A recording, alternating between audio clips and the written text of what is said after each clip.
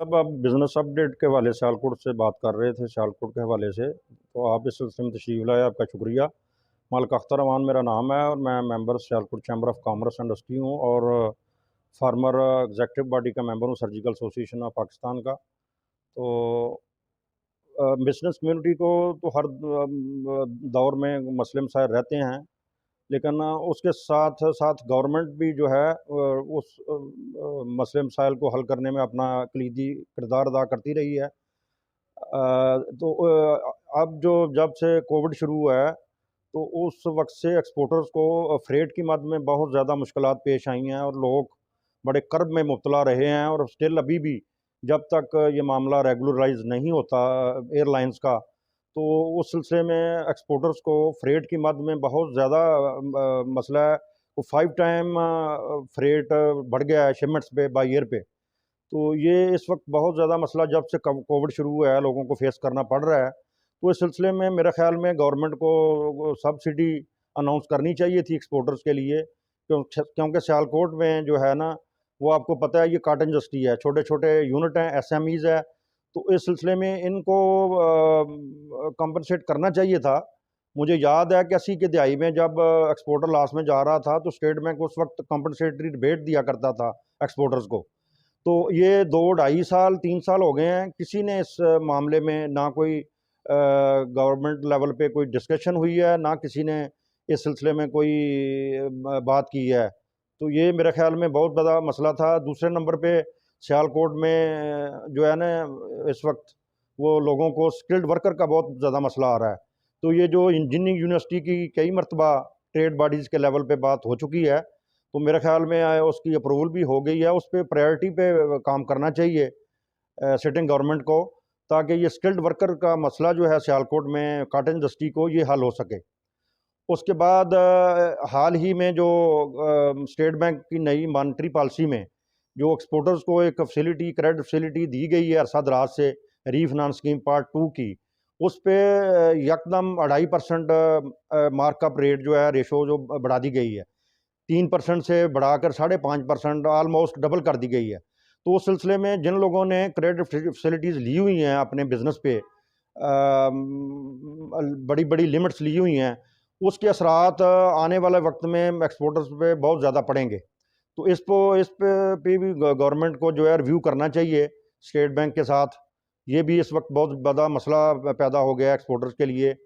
और तीसरे नंबर पे अगर फ्रेट की मद में कोई सब्सिडी नहीं दी गई, तो जो कम से कम एक्सपोर्टर्स को इंसेंटिव थोड़ा बहुत दिया जा रहा था, वो भी रिड्यूस कर दिया गया है और अब वो ना होने के बराबर है।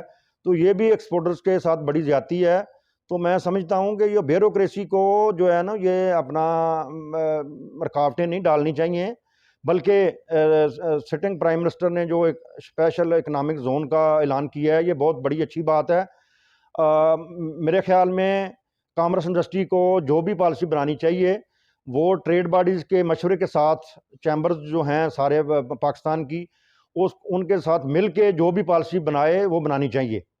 तो ये भी बहुत अहम है, क्योंकि अगर अपने तौर पे गवर्नमेंट सब कुछ करती रहेगी, ट्रेड बॉडीज़ को इत्मीनान में नहीं लेगी, तो फिर पॉलिसी जो हैं वो एक्स पार्टी बनेगी।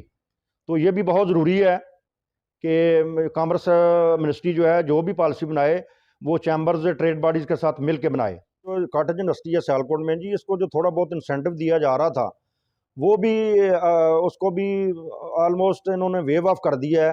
तो ये भी बड़ी ज़्यादती है। अगर एक तरफ लोग इतने कर्ब में मुब्तला हैं, फ्रेट की मद में लोग मुश्किलात फेस कर रहे हैं, तो जो थोड़ा बहुत इंसेंटिव दिया जा रहा था, उसको बजाय इसके कि इंक्रीज़ करते, इन्होंने ये उसको वेव ऑफ इन्होंने ऑलमोस्ट कर दिया है, रिड्यूस कर दिया है।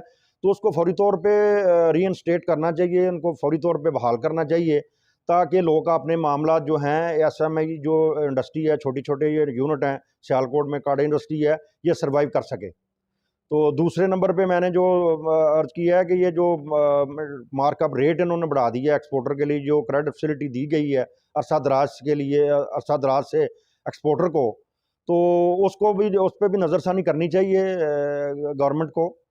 तो दूसरा जो इंसेंटिव ये डीएलटी की शक्ल में मिल रहा था, उसकी 3 साल की ऑलमोस्ट मेरे ख्याल में अप्रूवल हो गई है डीएलटी की।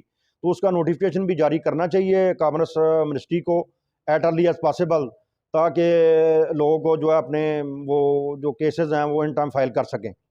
उसकी 3 साल की एक्सटेंशन हो चुकी है, उसको भी फौरी तौर पे नोटिफिकेशन होना चाहिए।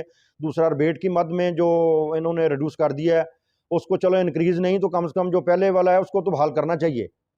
और तीसरा जो मैंने बोला कि स्किल्ड वर्कर का जो मसला है उसको हल करना चाहिए पॉजिटिवली। तो ये मसले मसाइल हैं अपना एक्सपोर्टर के जो सियालकोट के हवाले से मैं बात कर रहा हूँ, क्योंकि हर सेक्टर का अपने मसला होता है। तो मैं इसीलिए कह रहा हूँ कि जो भी पॉलिसी कॉमर्स मिनिस्ट्री बनाए वो ट्रेड बॉडीज़ के साथ मिल के इनको मशावरत से के हवाले से इंसेंटिव की। तो ये जो रिबेट इन्होंने कुछ जनवरी से इसको रिड्यूस कर दिया है, तो उसके सिलसिले में ट्रेड बॉडीज़ अपनी स्ट्रगल कर रही हैं। तो मेरी तो ये दरख्वास्त होगी ये मुतलका जो डिपार्टमेंट हैं कि ये काइंडली इस पे हमदर्दाना गौर करें और इसको एट अर्ली एज पॉसिबल इसको रीइंस्टेट करना चाहिए, ताकि एक्सपोर्टर को जो दूसरे मसले मसाइल हैं थोड़ा सा रिलीफ मिल जाएगा और लोग इंडस्ट्री अपना स्मूथली अपना काम कर सकेगी। तो इस सिलसिले में अगर मामला मुझे जहाँ तक पता है IOCO लेवल पे इसको रीओपन किया गया है, तो उनको काइंडली चाहिए कि इस पे हमदर्दाना गौर करते हुए तो इसको जो है ना फौरी तौर पे बहाल किया जाए।